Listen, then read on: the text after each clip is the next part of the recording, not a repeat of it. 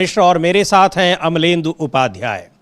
उत्तर पूर्वी राज्य मणिपुर के मुख्यमंत्री एन बीरेन सिंह ने करीब 2 साल से जल रहे मणिपुर की घटनाओं के बाद कल इस्तीफा उन्होंने दिया।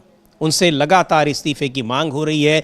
पिछले लगभग 2 साल से मणिपुर अशांत है। मणिपुर की वजह से उत्तर पूर्व के दूसरे राज्यों में भी अशांति है। उनका इस्तीफा लेने के लिए उनको और वहां पर प्रधानमंत्री नरेंद्र मोदी के दौरे के लिए पिछले लोकसभा के जो पिछला सत्र था, पिछला लोकसभा था, उसमें उनके खिलाफ अविश्वास प्रस्ताव तक लाया गया कि उस मुद्दे पर प्रधानमंत्री बोले, लेकिन न तो प्रधानमंत्री बोले और न ही मणिपुर के मुख्यमंत्री ने इस्तीफा दिया। आखिरकार अचानक कल उन्होंने इस्तीफा क्यों दे दिया, इसके पीछे भी बड़े सवाल उठ रहे हैं। अचानक इस्तीफा देने के पीछे हालांकि बड़ा सवाल तो यही है कि उनकी विवशता थी, और विवशता ये थी कि उनकी अपनी पार्टी के, उनकी अपनी कैबिनेट के लोग उनके विरोध में आ गए थे। उनकी पार्टी का केंद्रीय नेतृत्व तो भले ही उनका समर्थन कर रहा हो, लेकिन वहां पर राज्य इकाई का पूरी की पूरी पार्टी उनके खिलाफ थी। उनको क्यों इतना सपोर्ट मिल रहा था? मणिपुर में लगातार हिंसा जारी है, बावजूद इसके उन्हें केंद्रीय नेतृत्व का सपोर्ट क्यों मिल रहा था, यह अपने में बड़ा सवाल है। लेकिन अचानक इस्तीफा देने के पीछे भी कई कारण बताए जा रहे हैं।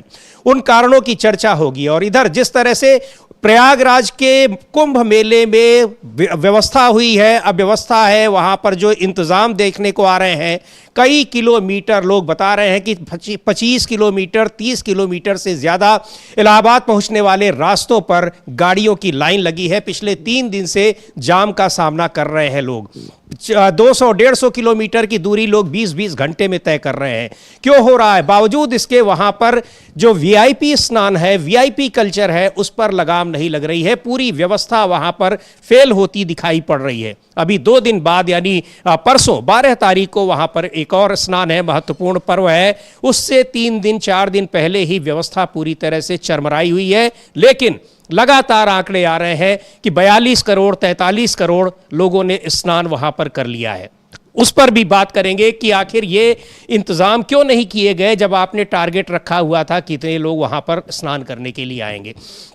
लेकिन जो सबसे बड़ा सवाल उठ रहा है वो मणिपुर को लेकर उठ रहा है कि मणिपुर के मुख्यमंत्री एन बीरेन सिंह ने अचानक इस्तीफा क्यों दे दिया। और उस पर चर्चा के लिए लोकसभा में, राज्यसभा में, संसद में स्थगन प्रस्ताव के नोटिस भी दिए गए हैं। एक बार फिर चर्चा की मांग की जा रही है। मणिपुर में अभी तक स्थिति शांत नहीं हुई है, अभी भी वहां अव्यवस्था बनी हुई है। आए दिन वहां पर हिंसा की खबरें आ रही हैं। लेकिन मणिपुर के मुख्यमंत्री को इस्तीफा देने में करीब 2 साल लग गए। अमलेंदु जी, इसके पीछे क्या कारण है? एक तो बहुत बड़ा कारण यह है ही कि अगर इस्तीफा नहीं देते तो उनके खिलाफ अविश्वास प्रस्ताव आने वाला था 1-2 दिन के भीतर, और उस अविश्वास प्रस्ताव में उनकी हार सुनिश्चित थी, क्योंकि उनकी अपनी पार्टी के जो विधायक और मंत्री थे वो खुले तौर पर ऐलान कर चुके थे कि हम अविश्वास प्रस्ताव का समर्थन करने वाले हैं। तो जाहिर सी बात है मुख्यमंत्री के पद से तो उनको जाना ही था। लेकिन अचानक ये इस्तीफा देना, हालांकि 1 दिन पहले इस्तीफा देने से पहले वो भी कुंभ स्नान कर आए थे, तो वहां उनको ये प्रेरणा मिल रही है या फिर भारतीय जनता पार्टी के केंद्रीय नेतृत्व से प्रेरणा मिल रही है? और केंद्रीय नेतृत्व की इस प्रेरणा के पीछे टाइमिंग भी बड़ी महत्वपूर्ण है, उसके बारे में कुछ बताएं आप। देखिए समीर जी, असल में टाइमिंग्स जो है वो एक साथ जो है वो नक्षत्र और सब जो थे वो एक ही कुंडली में आ गए। राहु केतु शनि सब जो है वो ऐसा लगता है। वो कई कारण है असल में इसके पीछे, और सब एक साथ आ गए। एक तो ये कि जो अविश्वास प्रस्ताव कांग्रेस लेकर आने वाली थी, उस अविश्वास प्रस्ताव के चलते एन बीरेन सिंह काफ़ी ज़्यादा घबराए हुए थे, क्योंकि उनकी पार्टी के ही 7 विधायक खुलकर दिल्ली आकर और केंद्रीय नेतृत्व से मिलकर कह चुके थे कि एन बीरेन सिंह को हटाओ, वरना हम कांग्रेस के इस अविश्वास प्रस्ताव का समर्थन कर देंगे। तो एक दबाव तो अंदर से था कि अगर ये 7 विधायक जो है वो पहुंच गए और इन्होंने अगर अविश्वास प्रस्ताव में मत दे दिया सरकार के खिलाफ, तो ये बहुत बड़ी छीछा लेदर सिर्फ एन बीरेन सिंह की नहीं होती, नरेंद्र मोदी की भी होती कि पार्टी के विधायकों ने ही पार्टी के खिलाफ जो है वो अविश्वास प्रस्ताव में मत दे दिया और सरकार तो गिर ही जाती। दूसरा ये कि सुप्रीम कोर्ट में एक मुकदमा चल रहा है, उसमें एक सीडी दाखिल की गई है कि उसमें एन बीरेन सिंह ये कहते हुए पाए जा रहे हैं कि कुकी लोगों का नरसंहार करो, और उसके फॉरेंसिक जांच के आदेश दे दिए गए हैं सुप्रीम कोर्ट की तरफ से। हालांकि जांच इस देश में कैसी होती है ये भी सब पता है, लेकिन हो सकता है बहुत सी चीज़ें मैनेज ना हो पाती हों, और हो सकता है कि इसके बाद अगर कुछ जांच में गड़बड़ी हो जाती तो बाहर विदेश से जांच करा के बाद की बात भी हो सकती थी। तो उसमें क्लेम किया जा रहा है कि आवाज़ मुख्यमंत्री की ही है, एन बीरेन सिंह की है, और ये भी कहा जा रहा है कि मैतेई लोगों को जो सरकारी के जो आर्मरी में रखे हैं हथियार वगैरह, उनको भी अगर वो ले जा रहे हैं, लूट रहे हैं, तो उनको लूटने दिया जाए। इस तरह की चीजें उस सीडी में दिखाई पड़ रही हैं। इसी तरीके की सीडी में बातें हैं, और इसका अभी तक कोई खंडन जो है वो स्पष्ट रूप से नहीं आया है। और सुप्रीम कोर्ट में जो दलील दी गई वो उसका खंडन नहीं किया। ये कहा गया कि इसकी जांच कराने की आवश्यकता नहीं है, कि सोशल मीडिया पर बहुत कुछ तैरता रहता है, इस तरीके से कहा गया। लेकिन उसकी वो जांच के आदेश हो गए तो वो जांच में बहुत सी सारी चीज़ें सामने आ सकती हैं जी। और जो दूसरा एक और बड़ा कारण है समीर जी, कि वो ये है कि नरेंद्र मोदी विदेश यात्रा पर हैं, और विदेश यात्रा से पहले इस्तीफा हुआ है। और विदेश यात्रा से पहले इस्तीफा जो है ये इसलिए ज़्यादा महत्वपूर्ण है कि वो जाएंगे, अमेरिका भी जाएंगे नरेंद्र मोदी, ट्रंप से मुलाकात भी होगी। और आपको याद होगा कि जब ये घटनाएं चल रही थी, मणिपुर में हिंसा चल रही थी, वो जोरों पे थी, खबरें ये आई थी कि लगभग 250 से ज़्यादा चर्च जो हैं वो जला दिए गए। और इस पर जो अंतर्राष्ट्रीय सब क्रिश्चियन संस्थाएं हैं उन सबके जो थे वो इस पर काफ़ी ज़्यादा आपत्तियां आई थी, और यूरोपीय यूनियन से लेकर और यूएन तक में तमाम जगह जो थे इस पर चर्चा हुई, और निंदा प्रस्ताव तमाम देशों में पारित हुए। तो जब नरेंद्र मोदी ट्रंप से मिलते तो ट्रंप के लिए अमेरिका फर्स्ट भी है, लेकिन ट्रंप जो है वो क्रिश्चियन फर्स्ट भी हैं, दोनों चीज़ें हैं। तो मोदी जी हिंदू फर्स्ट भले ही ना हो, चूँकि कुंभ में जो है जिस तरीके से देखा जा रहा है तो समझा जाता है हिंदू फर्स्ट नहीं है, लेकिन ट्रंप क्रिश्चियन फर्स्ट भी हैं। तो अब जाकर वहाँ होता तो हो सकता है कि ट्रंप मोदी जी से ही इस्तीफा मांग लेते कि आपने वहाँ 250 चर्च चलते रहे, कोई एक्शन नहीं लिया, तो आप ही अपना इस्तीफा रख के चले जाइए और वहाँ जाकर फिर देखा जाएगा। तो बहुत सारे दबाव जो एक तरीके से दिखाई पड़ रहे थे भारतीय जनता पार्टी के ऊपर, उसका ये नतीजा समझ में आ रहा है। ये अंतर्राष्ट्रीय दबाव, इसमें सबसे महत्वपूर्ण जो बात कह रहे हैं अमलेंदु जी की विदेश यात्रा भी है, और जिस तरह से वहाँ पर चर्च जलाए गए थे, जो पिछले 2 साल से करीब वहाँ पर हिंसा लगातार जारी है, कई लोगों की जान भी गई है, उन सारे मुद्दों पर अब बाहर भी उनसे सवाल पूछा जाएगा। तो उससे पहले ही ये कदम उठाया गया, ऐसा कहा जा रहा है, ये बातें भी खबरों में आ रही हैं। लेकिन एन बीरेन सिंह 2 साल से लगभग वहां पर हिंसा जिस तरह से हो रही थी, प्रदर्शन हो रहे थे, न सिर्फ वहां प्रदर्शन हो रहे थे, पूरे देश भर में उसके खिलाफ प्रदर्शन हो रहे थे। संसद में चर्चा की, इतने सत्रों में मांग की गई, लेकिन कोई सुनवाई नहीं हुई। चुनाव भी हो गए, संसद में प्रधानमंत्री से उस पर बात करने की, स्पष्टीकरण देने की मांग होती रही, लेकिन प्रधानमंत्री ने एक शब्द भी मणिपुर का जिक्र नहीं किया। यहां तक कि कोई चुनाव प्रचार नहीं छोड़ते हैं प्रधानमंत्री नरेंद्र मोदी, अमलेंदु जी, लेकिन मणिपुर में वो लोकसभा का चुनाव प्रचार करने नहीं गए। यानी मणिपुर को लेकर इस तरह की जो इग्नोरेंस दिखा रहे थे, वो उस पर सभी लोग हैरान थे, और प्रधानमंत्री उस पर कुछ बोले, इसके लिए अविश्वास प्रस्ताव लाया गया पिछले लोकसभा में, लेकिन उसमें भी प्रधानमंत्री ने मणिपुर के बारे में कोई ऐसी बात नहीं बोली, वहां जो कुछ हिंसा हो रही थी। इस चुप्पी को लेकर बहुत सवाल उठ रहे थे, लेकिन अचानक इस्तीफा देने से अब और भी कई सवाल उठ रहे हैं कि आखिर 2 साल, लगभग 2 साल बीतने पर यह सद्बुद्धि कैसे आ गई कि एन बीरेन सिंह इस्तीफा दे रहे हैं, और अभी कुछ दिन पहले उन्होंने वहां जो कुछ भी हुआ है उसके लिए माफी भी मांगी है। तो यह अचानक हृदय परिवर्तन को लेकर सुनते हैं, इस पर कांग्रेस की नेता प्रियंका गांधी ने क्या कहा है। क्योंकि कांग्रेस के नेता राहुल गांधी लगातार इसको लेकर मांग करते रहे, राहुल गांधी को भी सुनाएंगे, प्रियंका गांधी को सुन लेते हैं, उन्होंने मणिपुर के मुख्यमंत्री एन बीरेन सिंह के इस्तीफे पर क्या कहा है। It was long overdue. 2 years this has been carrying on in Manipur. So, overdue. It was long overdue. 2 years this has been carrying on in Manipur. So, overdue. It was long overdue. 2 years this has been carrying on in Manipur. तो प्रियंका गांधी भी यही कह रही हैं कि करीब 2 साल से मणिपुर जल रहा है, उनको इस्तीफा तभी दे देना चाहिए था, 2 साल से ड्यू है इस्तीफा, लेकिन अब हो रहा है तो दिया है, तो कोई उन्होंने बड़ा काम नहीं किया है, उनको तो पहले ही दे देना चाहिए था, और उसकी मांग विपक्ष लगातार करता आ रहा है। लेकिन सबसे बड़ा सवाल उसकी जो टाइमिंग है, और उस पर चर्चा अभी कर रहे हैं, और अचानक वो इस्तीफा दे रहे हैं, तो बड़ा डर तो यही था कि मुख्यमंत्री की कुर्सी वैसे भी जानी है, लेकिन इसके अलावा भी कई दबाव हैं जिनकी वजह से उनको इस्तीफा देना पड़ा। और एक बात और भी है अमलेंदु जी, अब पार्टी के सहयोगियों का भी, भारतीय जनता पार्टी के जो एनडीए के सहयोगी दल हैं, उनका भी उस तरह से समर्थन नहीं मिल रहा होगा। समर्थन तो पहले भी नहीं मिल रहा था, लेकिन पहले की स्थिति अलग थी कि उस पर समर्थन मिले या ना मिले, लेकिन भारतीय जनता पार्टी किसी सहयोगी दलों के समर्थन की मोहताज नहीं थी, तो अपने हिसाब से प्रधानमंत्री और गृह मंत्री काम किया करते थे। लेकिन अब उन पर अपने सहयोगी दलों का भी दबाव है, और मणिपुर के हालात जिस तरह के हैं उसको देखते हुए ऐसा बिल्कुल नहीं लगता कि तेलुगु देशम पार्टी और जनता दल यूनाइटेड उसका समर्थन इस मुद्दे पर करते रहेंगे। तो यह अंतर्राष्ट्रीय दबाव अपनी जगह है, लेकिन ये जो घरेलू दबाव और जिससे प्रधानमंत्री की अपनी कुर्सी डामाडोल हो सकती है, वो भी एक बड़ा फैक्टर है। हाँ, इसका संदेश समीर जी सीधा सीधा असल में नरेंद्र मोदी के लिए ही जाता है। वहाँ सरकार गिरती अविश्वास प्रस्ताव में तो यही जाता है कि 2 साल तक आपने जिस सरकार, मतलब जिस मुख्यमंत्री को आपने इस्तीफा नहीं देने, मतलब उसका इस्तीफा नहीं लिया आपने, आज भी उन्होंने खुद इस्तीफा दिया है, बर्खास्त नहीं किया गया है, उनको गवर्नर ने बर्खास्त नहीं किया है, ऊपर से नहीं भेजा गया है, इस्तीफा दिया है बाकायदा।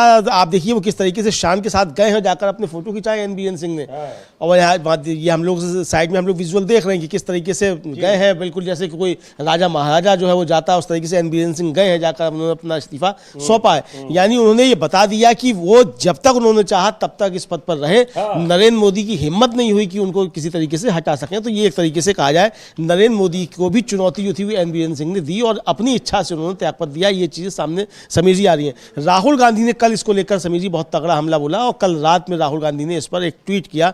वो ट्वीट हम लोगों के पास है, वो दिखा भी सकते हो, और जो उसकी हिंदी है वो ट्वीट आप हिंदी में समीर जी आप बता भी सकते हैं अपने दर्शकों को। जी बिल्कुल, राहुल गांधी ने भी इस पर ट्वीट किया है, और राहुल गांधी ऐसे नेता हैं जो लगातार उस मुद्दे पर सवाल उठाते रहे हैं। कई बार उन्होंने मणिपुर का दौरा भी किया।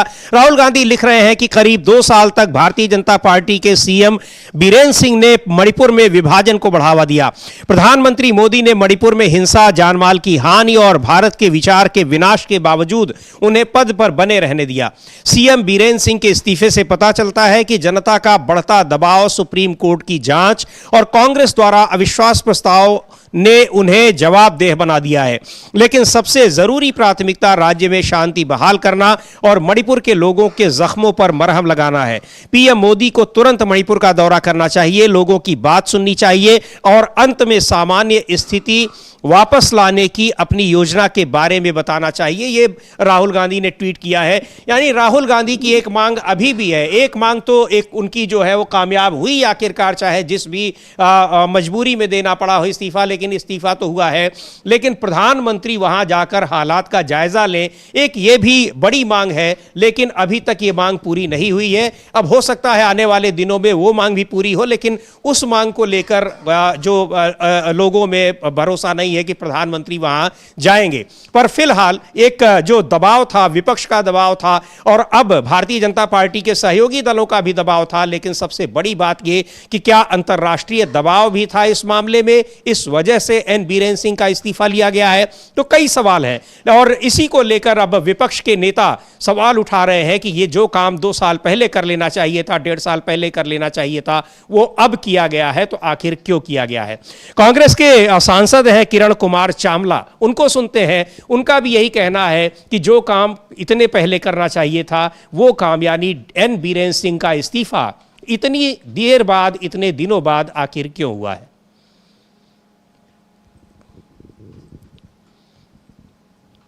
तो कांग्रेस सांसद किरण कुमार चामला, उनको हम सुनते हैं, और एन बीरेन सिंह के इस्तीफे को लेकर विपक्ष के तमाम नेता अब सवाल उठा रहे हैं कि इतनी देरी क्यों, और टाइमिंग को लेकर भी विपक्षी नेता भी सवाल उठा रहे हैं कि अब इस्तीफा आखिर क्यों हो रहा है। Because it's a major incident in Manipur. After so many months, now the resignation come into existence.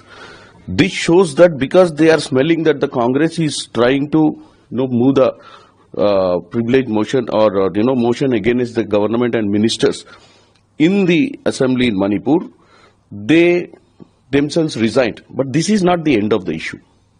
This is what the opposition, especially Congress party, wants is there should be justice done to the Manipur people. Resignation comes, it doesn't make sense. End of the day, people have lost lives in Manipur, and people definitely need to get justice. And Narendra Modi ji, who has a lot of time to go to France and US today, I think he left. But he should find out some time to go to Manipur and address the issue there instead of traveling across the globe and making a statesman across the globe. First of all, we have to look after our own country, which is in most troublesome, especially the state of Manipur. And we expect with this resignation, there will be a inquiry and there will be a justice done to the people of Manipur. He clearly mentioned that Prime Minister Narendra Modi's real agenda is one party, one person, not one party, one election. And he also mentioned that Central is slowly trying to take control of state spikes. How do you see? Yes, the one nation, one election for me also as. तो किरण कुमार चावला कांग्रेस के सांसद कह रहे हैं कि आपने पहले क्यों नहीं दिया। 2 साल से जो हालात हो गए हैं मणिपुर के बहुत ही गंभीर हो गए हैं, विभाजनकारी स्थितियां वहां पर बनी रही और 2 समुदायों के बीच किस तरह से वहां हिंसा होती रही, लेकिन उस पर इस्तीफा नहीं दिया, कोई जिम्मेदारी नहीं ली गई। अब अचानक इस्तीफा दे रहे हैं। और शिवसेना की नेता सांसद प्रियंका चतुर्वेदी ने भी एन बीरेन सिंह के इस्तीफे पर अपनी प्रतिक्रिया दी है। उनका भी यही कहना है कि जो काम लगभग 2 साल पहले होना चाहिए था वो अब किया जा रहा है। यानी एन बीरेन सिंह इतने दिनों बाद इस्तीफा दे रहे हैं, तो आखिर ऐसा क्यों कर रहे हैं? क्यों उनसे इस्तीफा लिया गया, या फिर वो स्वेच्छा से दे रहे हैं? ये डर था कि अविश्वास प्रस्ताव में उनकी सरकार गिर जाएगी, या फिर ये दबाव था? सुनते हैं प्रियंका चतुर्वेदी को। Like the Atishi, when she celebrate about her victory, so he said that it is the kind of it's about the Arvind Kejriwal who always humiliated their leaders, and that's why she celebrated her victory. So it's like to slap kind of him.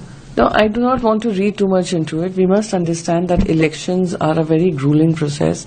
Lots of people work hard to ensure victories for their candidates, as well as for someone they support, for their party leader. Atishi was working very hard as a chief minister, and while handling the dual responsibility of the chief minister, senior leader in Aam Aadmi Party, she was also contesting a very tough election with someone like Mr. Ramesh Biduri against her, making comments which were absolutely close to slander. Having contested such a tough election and emerging victorious. तो Priyanka Chaturvedi Delhi election को लेकर ये अपनी प्रतिक्रिया दे रही थी, लेकिन N Biren Singh के जो मणिपुर के मुख्यमंत्री हैं उनके इस्तीफे पर भी प्रतिक्रिया दी है। कई नेताओं ने दी है और शिवसेना के दूसरे सांसदों ने भी दी है, और इसको लेकर संसद में चर्चा की भी मांग हो रही है। लेकिन अमलेंदु जी, जिस तरह से ये मणिपुर का मुद्दा, और अब इसका प्रभाव मुझे लगता है कि उत्तर पूर्व के दूसरे राज्यों में भी पड़ेगा, और यही नहीं, अब ये भी हो रहा है कि भले ही किन्हीं तमाम चाहे जितने आरोप लगे भारतीय जनता पार्टी शासित राज्यों के मुख्यमंत्रियों पर, लेकिन न तो उनके खिलाफ कार्रवाई होती है, न उनसे इस्तीफा मांगा जाता है, न उन्हें राजधर्म की सीख दी जाती है, जबकि पहले ये परंपरा रही है भारतीय जनता पार्टी में। अब वो भी नहीं है कि उनको राजधर्म ही सिखाया जाए, बल्कि जिन मुद्दों पर आलोचना होती है केंद्रीय नेतृत्व भी उन मुद्दों पर अपनी सरकारों का समर्थन करता दिखाई पड़ता है, चाहे मणिपुर का मुद्दा हो, चाहे दूसरे राज्यों का हो। कई राज्यों में कानून व्यवस्था को लेकर जिस तरह से सवाल उठ रहे हैं, या फिर हाल ही में अभी जो उत्तर प्रदेश के प्रयागराज में कुंभ में जिस तरह की भगदड़ मची मौनी अमावस्या में, उस भगदड़ के बाद भी अभी जिस तरह की स्थितियां बनी हुई हैं, तो क्या लग रहा है कि अब इस्तीफे लेने की शुरुआत हो गई है अमलेंदु जी, या फिर ये केवल मणिपुर तक ही सीमित रहेगा ये मामला? नहीं समीर जी, ये आगे भी बढ़ सकता है। ये चूंकि ये मामला काफ़ी गंभीर होता जा रहा है और कई राज्यों में गंभीर होता चला जा रहा है, और जिस तरीके से डबल इंजन की सरकारों पर आरोप लग रहे हैं कि किस तरीके से डबल इंजन की सरकारें फेल हो रही हैं, और नरेंद्र मोदी जो है वो एक तरीके से कहा जाए वो कुंडली मार के बैठ गए हैं, किसी पे भी कोई कार्रवाई नहीं करते हैं। तो ये सब जो चलने लगा है, तो अब ये शुरुआत हुई है। हालांकि मणिपुर की परिस्थितियाँ दूसरी थी, और चूँकि वहाँ अविश्वास प्रस्ताव आने वाला था और सुप्रीम कोर्ट का भी एक आदेश आ गया था, उसमें जाँच में फंस सकते थे। एन बीरेन सिंह कहा जा रहा है कि आवाज़ उनकी ही है, उनकी तरफ से इस पर कोई प्रतिवाद भी नहीं किया गया है, तो उसमें चपेट में आ सकते हैं। तो इसके मद्देनज़र जो है वो वहाँ किया गया। लेकिन अब ये आँच जो है समीर जी, ये आएगी उत्तर प्रदेश में भी, चूंकि उत्तर प्रदेश में एक विधायक जो है खुद भारतीय जनता पार्टी के, वो बाकायदा सब्जी लेकर के सड़क पर बैठ गए, सब्जी की दुकान लगाकर, और कि सब्जी वालों से पैसा उगाई जो है वो ऊपर तक जाती है, इस तरीके के आरोप लगाते हुए। और लगातार वो जो है बहुत आरोप लगाते थे। महाकुंभ में जो जिस तरीके से घटनाएं हुई उसको लेकर उन्होंने मुख्यमंत्री और अपनी सरकार पर ही काफ़ी आरोप लगा दिए। विपक्ष तो खैर मुख्यमंत्री का इस्तीफा मांग ही रहा है, संसद में भी लगातार किया जा रहा है। आज ही संजय सिंह ने फिर जो है उस पर काम रोको प्रस्ताव दिया है, महाकुंभ में जो भगदड़ हुई थी उसको लेकर। तो यानी विपक्ष तो लगातार मांग ही रहा है। तो ये हो सकता है कि नरेंद्र मोदी को लगे कि इस समय एन बीरेन सिंह के बाद अब इससे बेहतर मौका नहीं आएगा कि जब योगी आदित्यनाथ को भी निपटाया जा सके। तो ये हो सकता है। जो चर्चाएं हो रही कि अब ये शुरुआत हुई है और अगला निशाना अब दूसरे मुख्यमंत्री होंगे, तो इसका मतलब उस निशाने पर क्या सबसे ऊपर दिखाई पड़ रहे हैं उत्तर प्रदेश के मुख्यमंत्री योगी आदित्यनाथ? हाँ, ऊपर इसलिए दिखाई पड़ रहे हैं क्योंकि जो चर्चाएं, पता नहीं सही है गलत है, लेकिन जो चर्चाएं होती हैं समीर जी, चूंकि इतनी बड़ी स्तर की चर्चाएं जो बहुत गंभीर हुआ करती हैं, चर्चा ये है कि अमित शाह से योगी आदित्यनाथ की बिल्कुल नहीं बनती है, और दोनों एक दूसरे को जो है वो मतलब फूटी आँख भी नहीं सुहाते हैं, इस तरीके की चीज़ें हैं। तो अब जिस तरीके से अव्यवस्था कुंभ में हुई और लगातार छिपाया गया, 17 घंटे तक तो ये स्वीकार ही नहीं किया गया कि कोई जो है वहाँ जान भी गई है। और तमाम अफसर भी जो थे वो यही कहते रहे कि अफवाह है, और अफवाह ना फैलाएं, अफवाह पे ध्यान ना दीजिए, जो अफवाह फैलाएगा उस पर कार्रवाई होगी। यानी जो लोग सवाल उठा रहे थे कि कुंभ में इतनी बड़ी घटना हो गई है और इतने लोगों की जान चली गई है, तो उनको कहा जा रहा था कि कार्रवाई हो सकती है, ये अफवाह है। अब इस अफवाह की श्रेणी में प्रधानमंत्री और राष्ट्रपति आते हैं कि नहीं आते हमें नहीं मालूम, क्योंकि प्रधानमंत्री और राष्ट्रपति दोनों ने जो था वो सबसे पहले ट्वीट किया था, और जिन लोगों ने अपने परिजनों को खोया है उनके प्रति संवेदनाएं व्यक्त की थी, तो जबकि राज्य सरकार ने नहीं कहा था। तो अब अफवाह फैलाने में अगर औरों पे कार्रवाई होगी तो मुझे लगता है प्रधानमंत्री और राष्ट्रपति पर भी होनी चाहिए फिर इस तरीके की चीज़ें। तो लेकिन अब लग रहा है भारतीय जनता पार्टी को कि ये शायद मौका सही है कि योगी आदित्यनाथ को निपटाया जा सकता है, चूंकि अब वाजिब कारण एक बताया जा सकता है कि सब देखिए, हम तो जो है डबल इंजन की सरकार वाले हैं, और जो बात कही नरेंद्र मोदी ने दिल्ली चुनाव जीतने के बाद कि जहाँ जहाँ भारतीय जनता पार्टी की सरकार है वहाँ सुशासन है, तो सुशासन बताने के लिए कि हमने देखिए कितना अच्छा सुशासन कायम किया है, तो हमने योगी आदित्यनाथ का भी इस्तीफा ले लिया। तो हो सकता है कि यहाँ भी इसी तरीके की चीज़ें हों।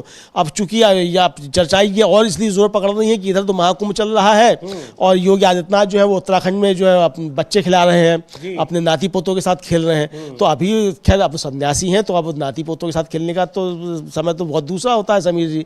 सन्यासियों को तो वैसे भी कोई मतलब नहीं होता है, लेकिन अगर वो खेल रहे हैं तो फिर इसके राजनीतिक नेता तो निकाले जाएंगे। जी बिल्कुल। और इसको लेकर वास्तव में महाकुंभ को लेकर योगी सरकार जबरदस्त घिरी हुई है, और सबसे बड़ा सवाल यह है कि उस भगदड़ की घटना के बाद जिसमें न जाने कितने लोगों की जान गई, सरकार पर आरोप लग रहे हैं कि वो मृतकों की संख्या छिपा रही है, पार्लियामेंट में रोज उस पर चर्चा की मांग हो रही है, स्थगन प्रस्ताव का नोटिस दिया जा रहा है, लेकिन सरकार उसको ये कोशिश कर रही है कि लोग भूल जाएं कि ऐसी कोई घटना भी हुई थी। पहले तो सीधे तौर पर नकार ही रही थी, लेकिन जब सारी चीजें सामने आ गई तो उसको स्वीकार करना पड़ा। लेकिन बावजूद इसके उसको नकारने की कोशिश की जा रही है।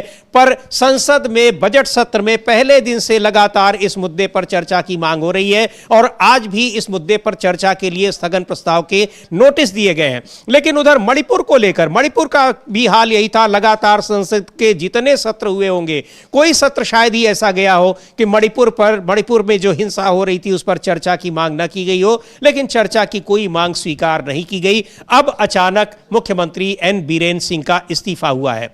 सुनते हैं शिवसेना के सांसद अरविंद सावंत क्या कहते हैं एन बीरेन सिंह के इस्तीफे पर। लेकिन आपको यह बता दें कि ये चर्चाएं बहुत जोर पकड़ रही हैं कि उत्तर प्रदेश के मुख्यमंत्री योगी आदित्यनाथ भी केंद्रीय नेतृत्व की निगाह में अब महाकुंभ में जो हादसा हुआ है उस मुद्दे पर घिरे नजर आ रहे हैं। क्या है उस पर चर्चा आगे करेंगे, लेकिन सुन लेते हैं पहले अरविंद सावंत जो शिवसेना के सांसद हैं वो क्या कह रहे हैं एन बीरेन सिंह के इस्तीफे पर। मैं समाधानी नहीं, मुख्यमंत्री इस्तीफा अब देते हो, शर्म करो यार। आदरणीय प्रधानमंत्री से मेरी मांग है कि अगर यही दूसरे किसी पार्टी का वहां अगर सरकार होती तो आप क्या करते? राष्ट्रपति का अनुशासन लगाते। आज तक नहीं लगाया आपने। उसके इस्तीफा से क्या होगा? हिंसा बंद हुई क्या? वो ज्यादा महत्वपूर्ण है। शांतता प्रस्थापित हुई क्या? वो ज्यादा शांति प्रस्थापित हुई नहीं ना, वो ज्यादा महत्वपूर्ण है। उनके इस्तीफे से तो उनको खुद को शर्म आनी चाहिए थी। ऐसे तो सरकार में बहुत सारे लोग हैं, कितने में मरे, रेल में इतने मरते हैं। लाल बहादुर शास्त्री का जब नाम लेते हो ना, तब याद रखना क्या होता है, गरिमा क्या होती है पद की। एक इंसान की, एक नागरिक की मृत्यु हुई तो इस्तीफा देने वाले लाल बहादुर शास्त्री कहा, और हजारों मर गए पिछले वर्षों में। हंसते आते हैं हमारे रेल के मंत्री, तो सोच लो आप। तो एन बीरेन सिंह के इस्तीफे को लेकर और उसके बाद फिर महाकुंभ में जिस तरह से भगदड़ मची मौनी अमावस्या के दिन, उस पर भी अब मुख्यमंत्री योगी आदित्यनाथ के इस्तीफे की मांग हो रही है और यह कहा जा रहा है कि अगला निशाना वो हो सकते हैं। लेकिन उस भगदड़ से भी उत्तर प्रदेश की सरकार ने ऐसा लगता है कुछ सीखा नहीं है, क्योंकि वहां जिस तरह अव्यवस्था फैली हुई है, वहां ट्रैफिक की स्थिति जो बहुत ही एकदम बिगड़ चुकी है, उसको लेकर तमाम सवाल उठ रहे हैं। लेकिन मणिपुर को लेकर लगातार बयान आ रहे हैं और संसद में भी चर्चा की मांग हो रही है। एन बीरेन सिंह ने इस्तीफा तो दे दिया है, लेकिन करीब 2 साल बाद उन्होंने इस्तीफा क्यों दे दिया, जबकि लगातार इस बीच वहां हिंसा की खबरें आती रही, हिंसा रुकी नहीं। और अमलेंदु जी, कई मंत्रियों ने अपना सरकारी आवास छोड़ दिया था पिछले 2 साल से। मंत्रियों ने आवास नहीं छोड़ दिया, मंत्रियों के आवास जलाए गए, जी हाँ। बीजेपी के अध्यक्ष का घर जलाया गया। हाँ। इतनी तरह की घटनाएं हुई। राजधानी में लोग इम्फाल में रह नहीं रहे हाँ। और लगातार जब इस्तीफे की मांग की जाती रही, पूरा विपक्ष मांग करता रहा, तब इस्तीफा नहीं लिया गया। बिल्कुल 2 साल तक इस्तीफा नहीं लिया गया। राहुल गांधी 3 बार मणिपुर हो आए, प्रधानमंत्री को 3 सेकंड की फुर्सत नहीं मिली। मणिपुर तो छोड़िए, बराबर का राज्य जो मेघालय था, उस पूरे चुनाव में मेघालय में प्रधानमंत्री 1 सेकंड के लिए नहीं पहुंचे। 70 सालों में पहली बार है कि किसी राज्य में विधानसभा का चुनाव हो, नरेंद्र मोदी वहां चुनाव प्रचार करने नहीं पहुंचे। 70 सालों में पहली बार है ये भी कि मेघालय नहीं पहुंचे चुनाव प्रचार करने के लिए नरेंद्र मोदी। और अब आपने इस्तीफा ले लिया। तो जो सीपीआई-एम के सांसद हैं संतोष कुमार, उन्होंने यही सवाल किया है कि भाई आखिर ये बताइए कि आपने ये इस्तीफा अब क्यों लिया है। बताइए, आपने 2 साल जब नरक बना दिया पूरे राज्य को, पूरा विपक्ष मांग करता रहा कि आप इसका इस्तीफा लीजिए, तब आपने इस्तीफा नहीं लिया।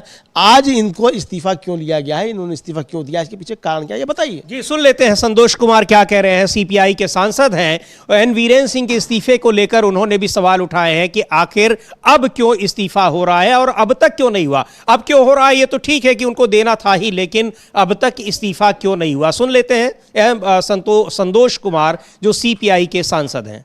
Now there is, after doing much damage to the state and country and its people, finally he had to resign.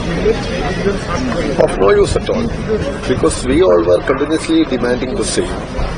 Soon after this turmoil began in Manipur, some 2 years ago, we all were demanding the Chief Minister's resignation.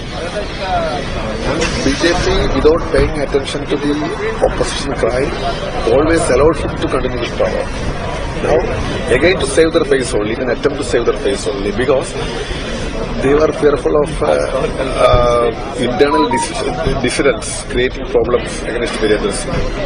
Some of them may be in a mood to support even the तो Santosh Kumar CPI के सांसद तो भी कह रहे हैं कि 2 साल तक मणिपुर जलता रहा, लेकिन इस्तीफा नहीं दिया गया और न ही उनसे इस्तीफा लिया गया। प्रधानमंत्री ने कुछ नहीं कहा उस मुद्दे पर, अब अचानक इस्तीफा लिया जा रहा है। तो इस इस्तीफे पर, इस टाइमिंग पर भी तमाम तरह के सवाल उठ रहे हैं और इस पर भी चर्चा से करने की मांग हो रही है संसद में। लेकिन संसद में इस समय जो चर्चा की मांग सबसे ज्यादा हो रही है वो है प्रयागराज में महाकुंभ के दौरान मौनी अमावस्या के दिन जो हादसा हुआ है, उस हादसे में बड़ी संख्या में लोगों के जान जाने की खबरें हैं। लेकिन सरकार पर आरोप लग रहा है कि मृतकों के आंकड़ों को छिपाया जा रहा है, बताया नहीं जा रहा है। एक बार फिर आम आदमी पार्टी के सांसद संजय सिंह ने मांग की है कि उस पर सरकार चर्चा कराए और राज्य सरकार से स्पष्टीकरण मांगे, संसद में दिया जाए, स्पष्टीकरण दिया जाए कि वो घटना क्या हुई। और इसको लेकर अब एक याचिका इलाहाबाद हाईकोर्ट में भी दायर की गई है कि उस पूरी घटना में और पोस्टमार्टम कितने लोगों का हुआ, यानी सारी जानकारी दी जानी चाहिए। तो अब कोर्ट में भी यह मामला है और संसद में भी उस पर चर्चा की मांग हो रही है। लेकिन प्रयागराज में की स्थिति इस समय जबरदस्त बिगड़ गई है। वहां पर जो बदइंतजामी है वो दिखाई पड़ रही है। पूरा शहर लॉक हो गया है। शहर में आने के जितने रास्ते हैं वहां पर कई किलोमीटर तक की लाइनें लगी हैं। कुछ विजुअल्स अगर हमारे पास होंगे जरूर दिखाएंगे। लेकिन इस दौरान बड़ी बात यह है, गंभीर बात यह है कि वहां कैसे वीआईपी स्नान अभी तक नहीं रुके हुए हैं। यह हम तस्वीर अब से कुछ देर पहले की देख रहे हैं। राष्ट्रपति द्रौपदी मुर्मू वहां पहुंची हैं, उसके पहले कल जो है वो उत्तराखंड के मुख्यमंत्री पहुंचे। यानी लगातार जो वीआईपीज हैं उनके आने जाने का सिलसिला जारी है और प्रयागराज के लोग या दूसरे राज्यों से, तमाम जगहों से जो वहां पहुंच रहे लोग हैं, वो प्रयागराज की सीमाओं पर 20-20 घंटे, 25-25 घंटे अपनी गाड़ियों में बैठे हुए हैं और वहां भूखे प्यासे बैठे हुए हैं। यह स्थिति वहां जाम की है, उसकी चर्चा लगातार हो रही है, लेकिन अब तक वहां ट्रैफिक कंट्रोल नहीं हो पाया है। तो ये जो विजुअल्स दिखाई पड़ रहे हैं, इसको लेकर समाजवादी पार्टी के नेता अखिलेश यादव ने ट्वीट भी लिखा है और लिख रहे हैं जाम का। उन्होंने जो ट्रैफिक की स्थिति बिगड़ी हुई है उसको लेकर वो कहते हैं कि प्रयागराज महाकुंभ में जाम में फंसे लोग अपने वाहनों में घंटों से कैद हैं। दैनिक जरूरतों के लिए महिलाओं तक के लिए कोई साधन नहीं है। जो लोग रास्तों में बेसुध हो रहे हैं उनकी देखभाल का कोई इंतजाम नहीं है। श्रद्धालुओं के मोबाइल फोन की बैटरी खत्म हो गई है, जिससे उनका अपने लोगों से संपर्क टूट गया है। संपर्क और सूचना के अभाव में लोगों में बेचैनी बढ़ सकती है। लंबा ट्वीट उन्होंने किया है, लेकिन एक ये भी महत्वपूर्ण तस्वीर है जिसमें उत्तर प्रदेश की राज्यपाल आनंदीबेन पटेल, मुख्यमंत्री योगी आदित्यनाथ और राष्ट्रपति द्रौपदी मुर्मू भी दिखाई पड़ रही है।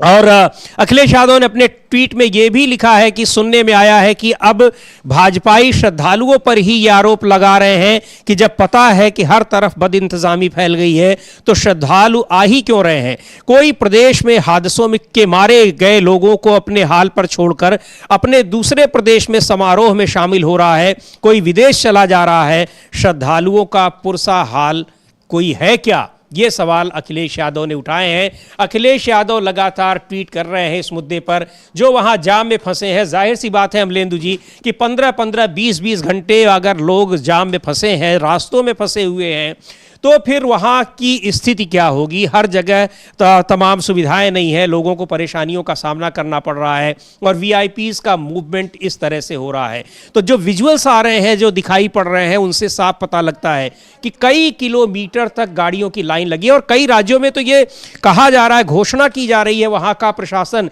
कि आप लोग प्रयागराज मत जाइए, कुंभ मत जाइए, वहाँ पर बाद में स्नान कर लीजिएगा, गंगा यमुना नदियाँ संगम कहीं चला नहीं जाएगा। इस तरह की घोषणाएं हो रही हैं।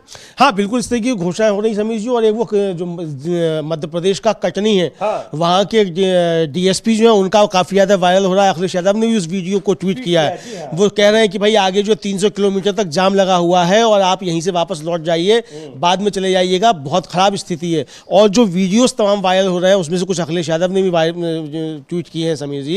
और उन वीडियो में देखा जा रहा है कि 35-35, 40-40 घंटे से लोग जाम में फंसे हुए हैं। और अखिलेश यादव ने अपने इस ट्वीट में लिखा भी है कि महिलाओं के लिए भी जो है कहीं जो निवृत्त होने की है स्थिति वो नहीं है। और जो और खबरें आ रही हैं वो और बहुत ज़्यादा चिंताजनक है समीर जी। महिला पत्रकारों के साथ पुलिस ने जिस तरीके का मतलब एक तरीके से कहा जाए कि यौन अत्याचार किया है, वो खबरें जो आ रही हैं वो काफ़ी ज़्यादा शर्मिंदगी करने वाली हैं और अभी तक उस पर कोई कार्रवाई नहीं हुई है। तो ये इस तरीके की खबरें भी आ रही हैं, लगातार तमाम उस पर चलना शुरू हो गई हैं अब खबरें। यानी कि जो मीडिया मैनेजमेंट 7,000 करोड़ रुपया खर्च करने पर था, अब उसका तिलिस्म टूट रहा है। तो क्या मणिपुर का अंजाम जो हुआ है मणिपुर में वो उत्तर प्रदेश में भी हो सकता है, ये संकेत शायद मिलना शुरू हो गए हैं। चूंकि अब मीडिया जो है वो उत्तर प्रदेश की भी खामियां जो है वो बताने लग गया है। तो बहुत सारे सवाल अब उठना शुरू हो गए समीर जी। और ये महाकुंभ की अव्यवस्था काफ़ी ज़्यादा बिगड़ती जा रही है। तो एक तरीके से मणिपुर से लेकर महाकुंभ दोनों का माँ जो है मोदी जी को काफ़ी परेशान करने वाला है। हालांकि मोदी जी जो है अब उड़ लिए हैं विदेश यात्रा पर, वो अपनी विदेश यात्रा पर निकल चुके हैं। मोदी जी विदेश यात्रा पर उड़ लिए हैं और मुख्यमंत्री भी जो अपने निजी समारोह में जा रहे हैं। हालांकि वो लगातार कुंभ भी आ रहे हैं, लेकिन योगी जी तो कुंभ हेलीकॉप्टर से चले आ रहे हैं, उनको क्या नहीं पता लग रहा होगा। लेकिन हेलीकॉप्टर से भी जो दृश्य है प्रयागराज के, जिसका पहले नाम इलाहाबाद था, प्रयागराज हो गया है। चारों तरफ उसके आने के जो रास्ते हैं और 3 तरफ से नदियों से घिरा हुआ शहर है, एक तरफ वहाँ, तो इन चारों ही रास्तों पे, सभी रास्तों पर जिस तरह से जाम लगा हुआ है, जो स्थिति दिखाई पड़ रही है, और केवल मुख्य रास्ते ही नहीं अमलेंदु जी, वहाँ पर कई लोग ये है दूसरे रास्ते भी ढूंढ रहे हैं जो कुछ गांव से होकर, तो वहाँ हालात बहुत खराब हो चुके हैं। 14 फरवरी तक के लिए स्कूलों को बंद कर दिया गया है, शहर के लोग नहीं निकल पा रहे हैं अपने घरों से, ये स्थिति वहां पर हो गई है। लेकिन सवाल ये उठ रहा है कि आखिर इन सारी चीजों के लिए, इस पूरी व्यवस्था के लिए, इस बदइंतजामी के लिए जिम्मेदार कौन है? और यही बात अखिलेश यादव ने भी कही है कि जिम्मेदार लोग तो कोई विदेश चला गया है और कोई अपने घरेलू कार्यक्रमों में व्यस्त है, या फिर वो वहीं संगम घाट पर नोज पर आकर पूजा पाठ और आरती कर रहा है, जो हम दृश्य यहाँ पर देख रहे हैं। ये आज का ही दृश्य है, कुछ देर पहले का ये दृश्य है, और कुछ और भी हम तस्वीरें आपको दिखा रहे हैं जो प्रयागराज के जो जाम है, वहाँ पर ट्रैफिक की स्थिति है। हजारों नहीं लाखों गाड़ियां अलग अलग रास्तों पर फंसी हुई हैं, और एक 2 घंटे नहीं, 20 25 घंटे से फंसी हुई हैं, कोई रास्ता नहीं मिल रहा है। सबसे बड़ी बात तो यह कि जो लोग स्नान कर भी लिए हैं 1-2 दिन पहले, 3 दिन पहले, वो वहां पर फंसे हुए हैं क्योंकि उनको बाहर जाने का रास्ता नहीं मिल रहा है। वही नहीं फंसे हुए समीर जी, जो ईंधन लेकर टैंकर्स जा रहे हैं वो फंसे हुए हैं, और ईंधन खत्म हो रहा है। यानी जो गाड़ियां फंस गई हैं, अगर उनका डीजल खत्म हो जाए, पेट्रोल खत्म हो जाए, तो धक्का देके ही ले जाना पड़ेगा, नहीं मिल रहा, ये परिस्थिति हो गई है। और अखिलेश यादव ने एक और वीडियो जो है अभी तड़के जो ट्वीट किया है, वो वीडियो से साफ दिखाया जा सकता है, जिस तरीके से रोशनी देख रही है, इसका मतलब वो भोर का है, मतलब ये हमारे अब स्क्रीन पर हमें दिखाई पड़ रहा है, इसको चाहेंगे फुल स्क्रीन पर इसको देखें। और अखिलेश यादव उस पर लिख रहे हैं, इस वीडियो को ट्वीट करके वो लिख रहे हैं कि पैसा 100 करोड़ का खा गए और व्यवस्था 40 करोड़ की भी नहीं की। चंदे के रूप में रंगदारी वसूलने वाली भाजपा ने आस्था को लूट, भ्रष्टाचार का अवसर बना दिया। इस महाकुंभ में जो अव्यवस्था देशवासियों ने झेली, उसे सदियों तक याद रखा जाएगा। ये इस तरह की जो लाइनें हैं, इसमें ट्रक्स हैं, कारें हैं, बाइक्स हैं, और कई किलोमीटर तक ये जो पूरा आपको नजर आ रहा है, ये एक रास्ते पर नहीं, ये प्रयागराज जाने वाले सभी रास्तों का ये हाल है, न केवल हाईवेज का, मुख्य सड़कों का, बल्कि वहां जाने के लिए जो छोटे मोटे रास्ते भी हैं, और आसपास के गांव तक में, कस्बों तक में हालात ये हो गए हैं। इलाहाबाद शहर की सड़कें पूरी तरह से पैदल यात्रियों से भरी हुई हैं और गाड़ियों से भरी हुई है, पूरे ट्रैफिक का सामना कर रहे हैं। सोशल मीडिया पर लोग इस तरह की तस्वीरें पोस्ट कर रहे हैं और कह रहे हैं, पूछ रहे हैं कि आखिर जब पता था कि ये ऐसा होगा, लोग आएंगे, आपने बुलाया लोगों को, और व्यवस्था क्या की है, इंतजाम आपने क्या किए हैं, वो दिख रहा है। आपको याद होगा अमलेंदु जी, जब मौनी अमावस्या के समय भगदड़ हुई थी, उसके बाद ही बहुत सारे लोग फंसे हुए थे, सरकार के पास कोई इंतजाम नहीं था कि उनके रहने खाने का क्या प्रबंध होगा। तब आम लोगों ने, शहर के लोगों ने मंदिर में, मस्जिद में, गुरुद्वारे में, और यहाँ तक कि विश्वविद्यालय तक में लोगों के रहने और उनके खाने पीने का इंतजाम किया गया। वही सवाल उठ रहे हैं कि आखिर कौन सी व्यवस्था थी जिसमें हजारों करोड़ रुपए का बजट खर्च कर दिया गया। हाँ बिल्कुल समीर जी, और ये सवाल तो आप उठेंगे और निश्चित तौर पर उठ भी रहे हैं कि भाई इतना अब खर्च आपने किया गया और इतनी अव्यवस्था जब वहाँ फैली हुई है, तो आखिर ये जिम्मेदारी किसकी है और ये पैसा गया कहाँ, आखिर वो किस काम पे खर्च किया गया था। अगर इतनी व्यवस्था फैल रही है, 7,000 करोड़ में भी अगर आप ये व्यवस्था नहीं कर पा रहे हैं, तो फिर क्या व्यवस्था, क्या सारा वीआईपी मूवमेंट पे ही खर्च कर दिया गया? और जब वीआईपी पास रद्द कर दिए गए थे, तो राष्ट्रपति का दौरा कैसे हो रहा है, किस तरीके से पुष्कर सिंह धामी का हो रहा है, किस तरीके से उपराष्ट्रपति का दौरा हो रहा है, ये सब भी उसी में हो रहे हैं। तो बहुत सारे सवाल जो है विपक्ष उठा रहा है लगातार, और सरकार इस पर चर्चा करने को तैयार नहीं है संसद में भी।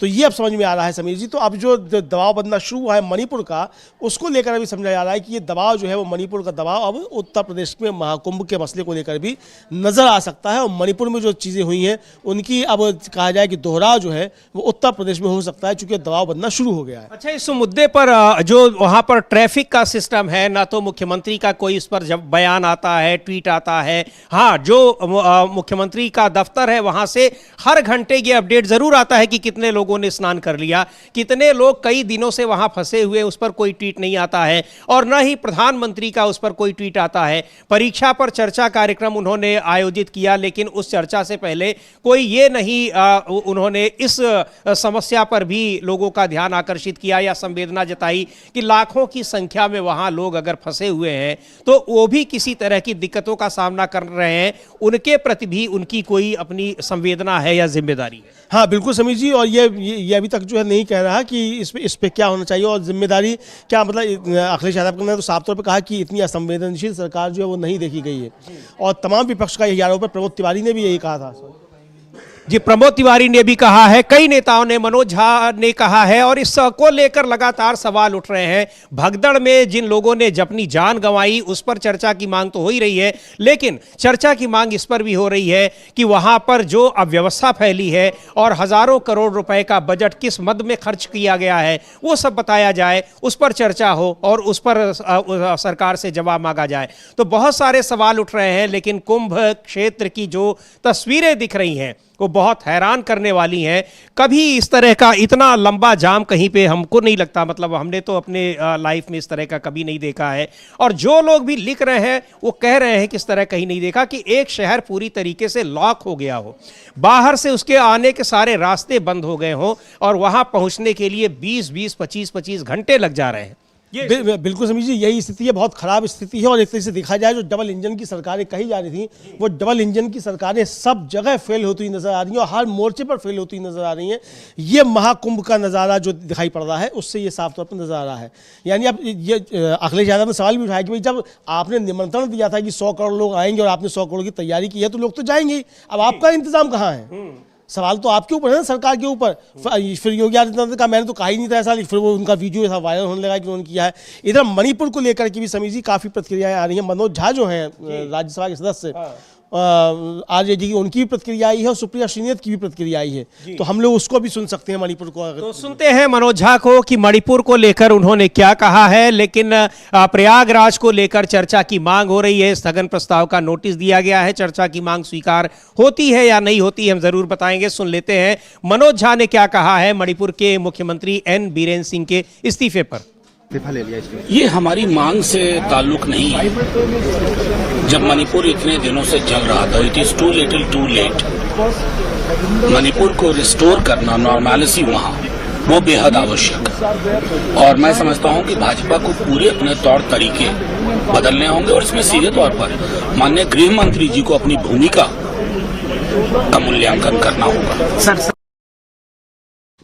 तो ये एन बीरेन सिंह के इस्तीफे को लेकर सवाल उठ रहे हैं, टाइमिंग को लेकर कि 2 साल से मणिपुर जल रहा है, लेकिन एन बीरेन सिंह, इस एक विपक्ष का कोई ऐसा नेता नहीं बचा होगा जिसने उनकी भूमिका पर सवाल नहीं उठाए, उनसे इस्तीफे की मांग न की हो। संसद कई दिनों तक बाधित रही इसी मुद्दे पर, उनके इस्तीफे की मांग को लेकर, प्रधानमंत्री के बयान देने की मांग को लेकर, लेकिन इस्तीफा नहीं हुआ। अब अचानक एन बीरेन सिंह ने इस्तीफा दे दिया है। कांग्रेस की प्रवक्ता सुप्रिया श्रीनेत क्या कह रही हैं इस मुद्दे पर, उनको भी सुनते हैं। मणिपुर में बीरेन सिंह का इस्तीफा उनकी मृत आत्मा जागृत होने से नहीं हुआ है, ये मजबूरी में लिया हुआ निर्णय है और सोची समझी साजिश है इसमें। और इसलिए है क्योंकि कल से असेंबली की शुरुआत होनी थी और उनके खिलाफ एक अविश्वास प्रस्ताव आना था जो वो शर्तियां हार जाते, क्योंकि हम ही नहीं उनकी खुद की पार्टी के लोग उनके खिलाफ थे।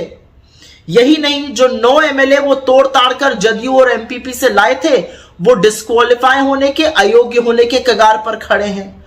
और तो और अब असेंबली सस्पेंडेड रहेगी तो बीरेन सिंह से ना कोई सवाल पूछा जाएगा, ना कोई एक्सप्लेनेशन मांगा जाएगा।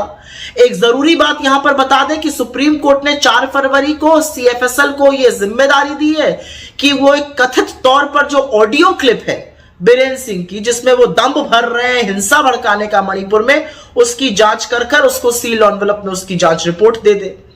इन सब चीजों के चलते हुए एक सोची समझी साजिश ऐसा लग रहा है जिसके तहत यह इस्तीफा हुआ है। लेकिन मेरा मानना है कि 2 साल से लगभग जलते हुए मणिपुर के लिए जितने जिम्मेदार बीरेन सिंह हैं, उससे कहीं ज्यादा जिम्मेदार बीजेपी और नरेंद्र मोदी, अमित शाह है।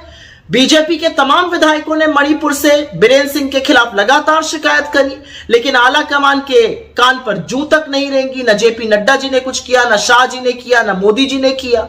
असलियत यह है कि 2 साल से जलते हुए मणिपुर को उसको अपने हाल पर छोड़ दिया गया। असलियत यह है कि हमारे प्रधानमंत्री के पास दुनिया के हर देश में घूमने का वक्त है, सिवाय मणिपुर जाने का। वो अमेरिका और फ्रांस जा रहे हैं, लेकिन मणिपुर नहीं जाएंगे। मणिपुर जाना तो छोड़िए, वहां के सर्वदलीय लोगों से उन्होंने मुलाकात करना भी ठीक नहीं समझा, अपने खुद के विधायकों तक से नहीं मिले। उस मणिपुर में जहां पर मणिपुर की करोड़ों की संपत्ति स्वाहा हो गई, जहां तमाम लोग मृत हो गए, जहां 60,000 से ज्यादा विस्थापित है, 50,000 से ज्यादा अभी भी रिलीफ कैंप में रह रहे हैं, जहां पर बच्चों का बचपन छिन गया, जहां पर महिलाओं के साथ वो हैवानियत हुई कि रूह कांप गई, इस सबके जिम्मेदार नरेंद्र मोदी हैं। और मजबूरी में ही दिया हुआ इस्तीफा यह साबित करता है कि बीजेपी की फेक न्यूज फैक्ट्री, भाजपा के समर्थक और भाजपा का समर्थक मीडिया जो चंगा सी होने का दावा कर रहा था, सब चंगा तो नहीं है मणिपुर में। लेकिन मोदी जी, एक आपको छोटी सी सलाह है, किसी से नहीं, राहुल गांधी जी से सीखिए। 3 बार हुआ है वो मणिपुर, लोगों के आंसू पोंछे, उनको ढांढस बंधाया, उनको गले लगाया, उनको विश्वास जताया। और एक आप हैं, इस देश के प्रधानमंत्री हैं, लेकिन मणिपुर को छोड़कर बाकी हर चीज करने का आपके पास वक्त है।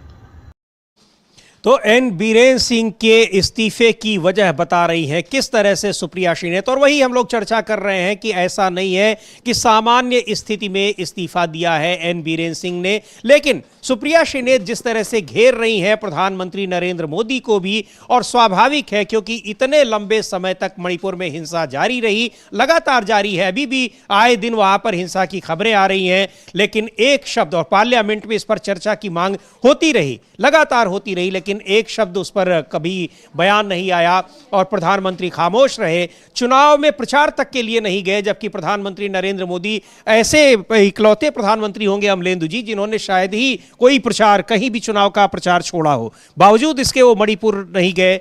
इन सारे मुद्दों पर प्रधानमंत्री भी घिरे हुए हैं, और अब इस्तीफे के बाद एक बार फिर एन बीरेन सिंह और प्रधानमंत्री घिरे नजर आ रहे हैं विपक्ष के सवालों के आगे। बिल्कुल समीर जी, विपक्ष के सवालों के आगे घिरे नजर आ रहे हैं एन बीरेन सिंह और काफी प्रधानमंत्री नरेंद्र मोदी, और वो एकदम से चल भी दिए हैं। और इधर अखिलेश यादव ने एक और नया ट्वीट जो है वो कर दिया है, और उन्होंने जो है संगम की व्यवस्था जो है उसको लेकर फिर जो है सवाल उठाए हैं, और एक छोटा सा वीडियो जो है अखिलेश यादव ने वो ट्वीट किया है। हमारी टीम के पास शायद हो सकता है वो हो तो उसको दिखा भी सकते हैं, और वो जो है वो क्या लिख रहे हैं आप बताएंगे तो मुझे लगता है बिल्कुल संगम के वीडियो, संगम के आसपास के इलाकों के वीडियोस, न केवल वहां पर जो एक बदइंतजामी है, वहां पर लोगों की को दिक्कतें हो रही हैं, शहर के लोगों को दिक्कतें हो रही हैं, बल्कि जो गंदगी और जिस सफाई की का दम भर रही थी सरकार और वहां का प्रशासन, वो सारी चीजें जो थी वो हम लोग देख रहे हैं कि किस तरह से वहां पर स्थिति है। तो अखिलेश यादव ने जो ट्वीट किया है, जो वीडियो, उसको हम देखते हैं, और उन्होंने जो लिखा है उसको भी आपको सुनाते हैं, बताते हैं। लेकिन संगम में, प्रयागराज कुंभ में जिस तरह से बद इंतजामी दिख रही है, लोग हाहाकार कर रहे हैं, वहां पर लोगों को आसपास के इलाकों में जाने के लिए घंटों समय लग रहा है, उसको लेकर लोग परेशान हैं। लेकिन सरकारें चुप हैं, सरकार के जिम्मेदार लोग चुप हैं, खामोश हैं। खामोश इसलिए भी है कि अब जब समय आया उसके पहले कुछ नहीं किए हैं, तो अब कर क्या लेंगे? अब इतनी भीड़ को कैसे इकट्ठा कर पाएंगे? पहले तो कार्ड लेकर सरकार के सारे मंत्री इनविटेशन देने जा रहे थे लोगों को, और अब कहा जा रहा है कि लोग ना आए वहां पर। हालांकि वीआईपीज जिनको इनविटेशन दिया गया है उनको नहीं मना किया जा रहा है कि आप ना आइए। प्रधानमंत्री भी गए, भगदड़ के बाद गए प्रधानमंत्री, उसके बाद राष्ट्रपति भी आज गई, राज्यपाल गए, तमाम राज्यों के मुख्यमंत्री लगातार वहां पहुंच रहे हैं, लेकिन आम आदमी घंटों वहां जाम से जूझ रहा है। अखिलेश यादव लिखते हैं कि संगम के मुख्य नहान स्थान पर हर तरफ फैली अपरंपार गंदगी की सफाई का इंतजाम तुरंत किया जाए। ये गंदगी स्वच्छता और स्वास्थ्य दोनों तरह से बहुत हानिकारक है। इससे महाकुंभ की पवित्र पावन छवि भी दूषित और धूमिल हो रही है।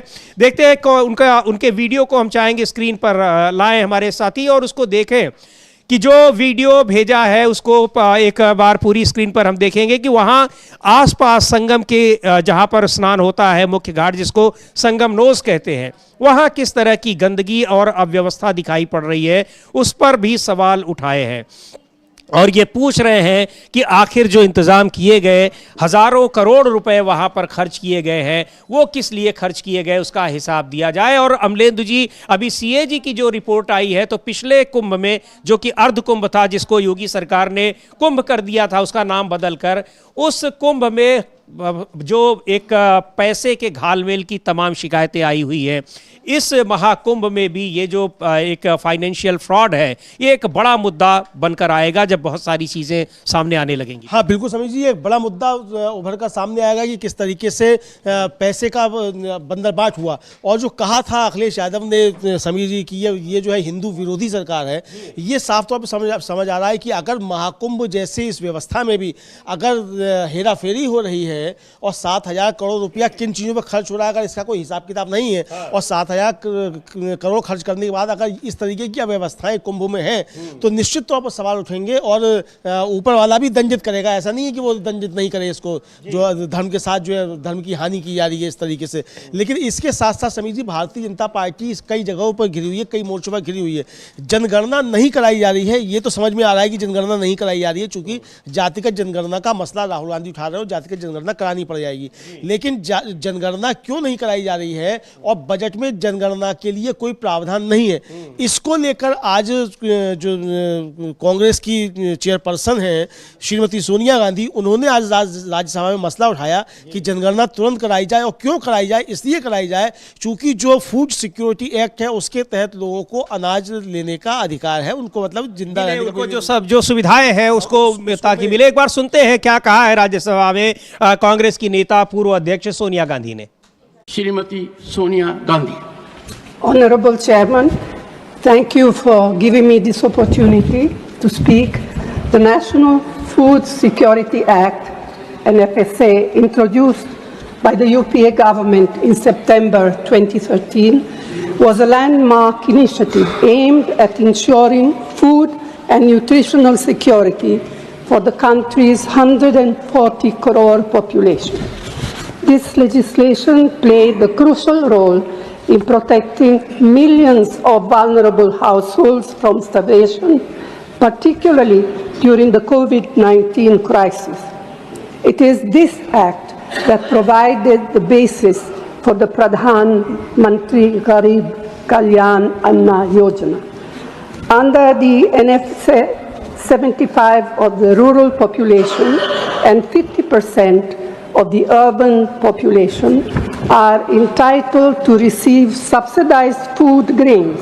However, the quota for the beneficiaries is still determined based on the 2011 census, which is now well over a decade old. For the first time in independent history, the decennial census has been delayed by more than 4 years. Originally scheduled for 2021, there is still no clarity on when the census will be conducted. The budget allocations reveal that the updated census is unlikely to be conducted this year as well. Around 14 crore eligible Indians are thus being deprived of their rightful benefits under the NFSA. It is imperative, sir, that the government prioritizes the completion of the census as soon as possible and ensures that all deserving individuals receive the benefits guaranteed to them under the NFSA. Food security is not a privilege, it is a fundamental right. Thank you. तो food security एक fundamental right है और उसको मिलना चाहिए। उसके लिए ज़रूरी है कि जनगणना हो, सेंसस हो। जाति जनगणना का सवाल राहुल गांधी लगातार उठा रहे हैं, विपक्ष उठा रहा है, लेकिन केंद्र सरकार उस पर तैयार नहीं हो रही है।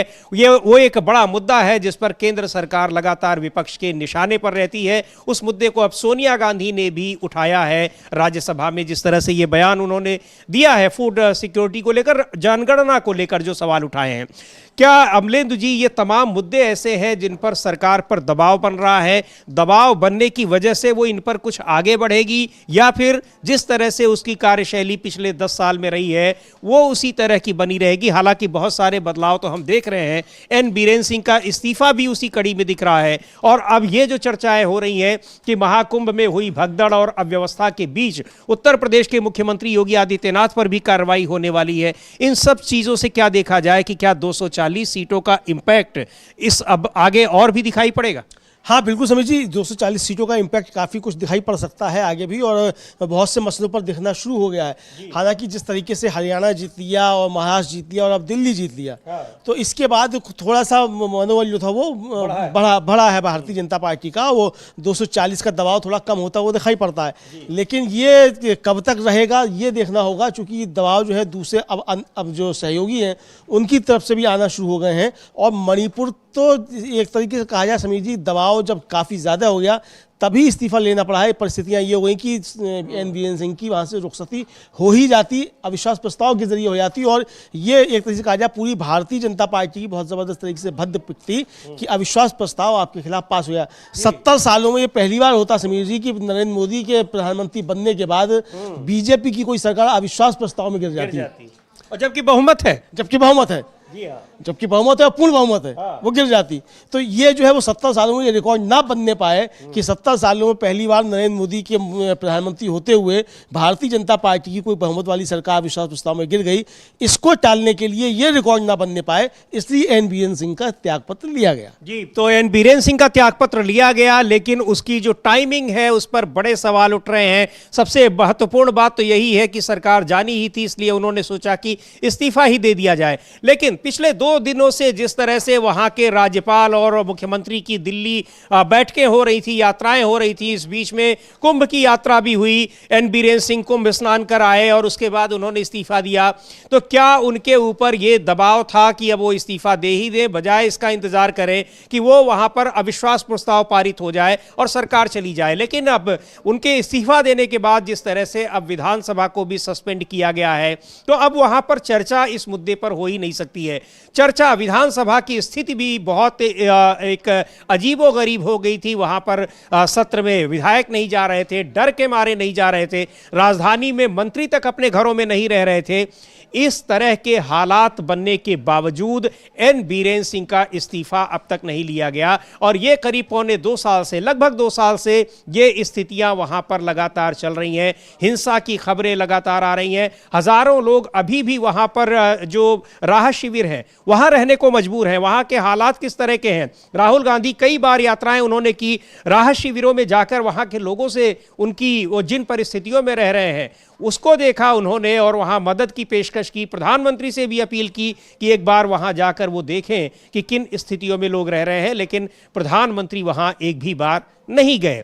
इन सारे मुद्दों पर सवाल उठ रहे हैं, लेकिन अब कांग्रेस पार्टी कह रही है कि इस मुद्दे पर प्रधानमंत्री भी घिरे हुए हैं और उनके भी इस्तीफे की मांग हो रही है। हाँ बिल्कुल, प्रधानमंत्री के भी इस्तीफे की मांग हो रही है, क्योंकि इस मुद्दे पर चूंकि संरक्षण जो थे वो एन बीरेन सिंह को नरेंद्र मोदी ही दे रहे थे, वरना अमित शाह तो कब का हटा देते अगर नरेंद्र मोदी संरक्षण नहीं दे रहे होते।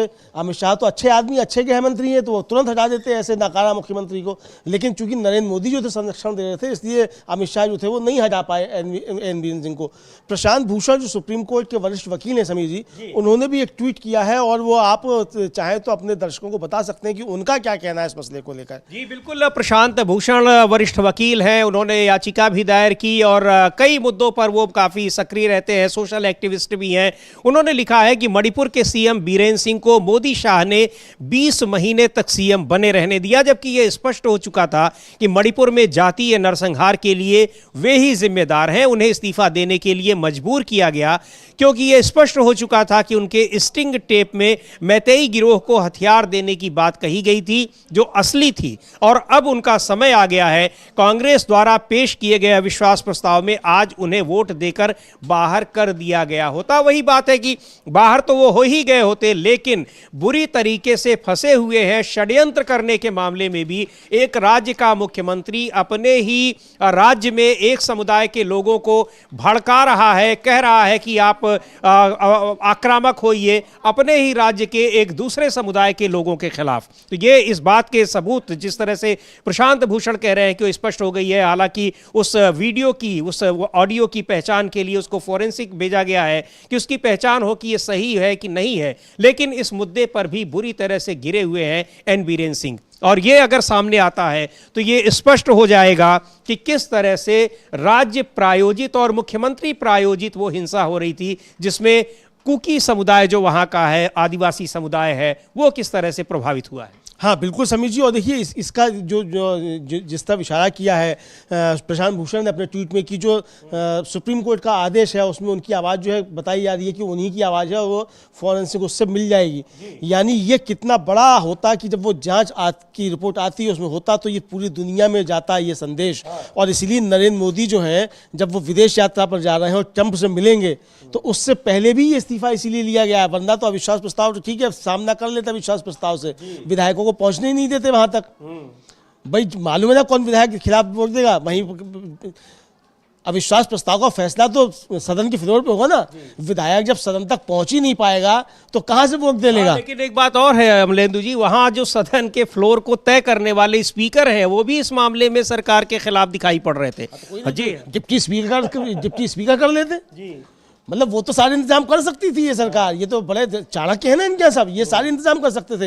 लेकिन असली मुसीबत जो थी वो ट्रंप चचा की है कि वो कहेंगे कि मोदी जी इस्तीफा दो, तुमने मणिपुर में क्या करवाया, तुम्हारा मुख्यमंत्री ये करवा रहा था, चर्च चलवा रहा था, इस तरीके कर रहा था और तुमने उसको संरक्षण दिया, चूंकि ये आरोप तुम्हारे यहाँ के लोग ही लगा रहे हैं। तो इसलिए जो है पहले ये इंतजाम किया गया ताकि मोदी जी के सामने जो है मणिपुर का जो है माँ जो है वो ट्रंप ना बोल दे। जी बिल्कुल, तो ये बहुत सारे दबाव थे वहाँ पर, स्थानीय दबाव थे, अपनी पार्टी के नेताओं के दबाव और राष्ट्रीय स्तर पर विपक्ष का दबाव, इसके अलावा अंतर्राष्ट्रीय दबाव की भी बातें कही जा रही हैं। एन बीरेन सिंह के लगभग 2 साल हो गए वहाँ पर जिस तरह से हिंसा हो रही है, उसके बाद उनके इस्तीफे को लेकर कई सवाल उठ रहे हैं। सवाल अब प्रयागराज में उत्तर प्रदेश के मुख्यमंत्री पर भी उठ रहे हैं, व्यवस्था पर उठ रहे हैं कि किस तरह से महाकुंभ को प्रचारित किया गया और अब महाकुंभ की जो स्थिति है वहां पर जिस तरह से जाम की स्थिति है, अब व्यवस्था की स्थिति है और वीआईपी मूवमेंट को लेकर जिस तरह से सरकार घिरी है, अब उत्तर प्रदेश की योगी सरकार भी खतरे में